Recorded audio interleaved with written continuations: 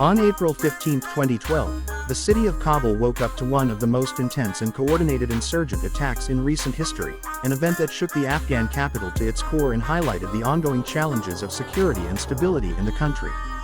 6 heavily armed insurgents launched a deadly assault from a half-constructed building overlooking central Kabul, targeting key locations such as the U.S. Embassy, NATO headquarters, and the Afghan parliament.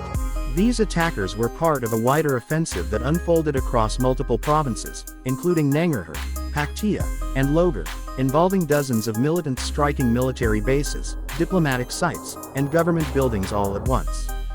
The 6 attackers in Kabul were equipped with automatic rifles, rocket-propelled grenades, and suicide vests, demonstrating not only their preparation but their commitment to die for their cause. Their chosen stronghold allowed them to rain gunfire and grenades down on highly secured zones for nearly 18 hours, creating widespread panic among residents and forcing international missions into lockdown. The Taliban claimed responsibility for the assault, saying it marked the beginning of their spring offensive and was intended to show that no corner of Afghanistan, even its most protected capital, was beyond their reach. The sound of gunfire echoed through the city as civilians scrambled for cover, businesses shut down, and streets emptied, while Afghan security forces launched a counter-offensive to eliminate the attackers floor by floor. These forces, many of whom had been trained by NATO advisors, responded quickly and decisively, showing growing capabilities that were crucial as international troops prepared to withdraw.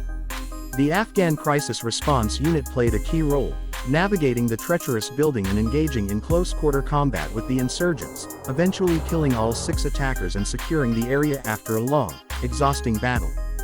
Despite the high visibility and scale of the attack, casualties were surprisingly limited, with fewer than a dozen Afghan soldiers and civilians reported killed, although many more were injured and the psychological toll was immense.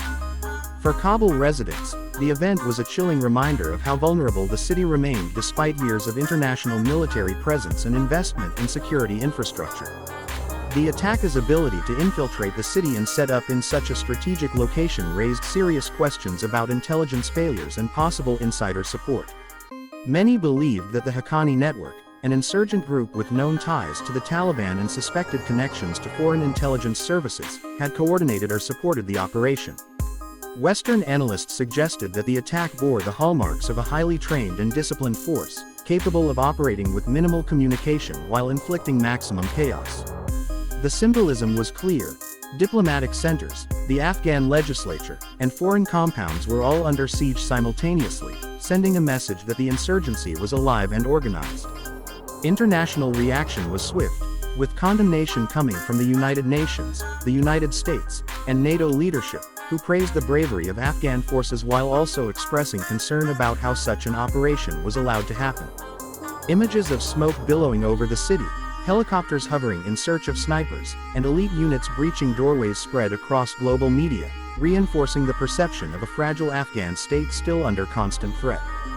For many, this attack became a key talking point in debates about the timeline for NATO withdrawal and the future of Afghanistan's own security forces. While the Afghan military ultimately prevailed and prevented the attackers from causing even greater destruction, the event underscored just how difficult the road ahead would be. It wasn't just about defeating militants in battle but about rooting out networks, preventing infiltration, and building public trust in security institutions. For Afghans living in Kabul, April 15, 2012, will always be remembered not only for the explosions and gunfire but for what it revealed about the lingering presence of fear and uncertainty in everyday life. The 6 attackers may not have toppled any government or occupied any embassy, but their actions sent shockwaves far beyond Afghanistan, reminding the world that the war there was far from over.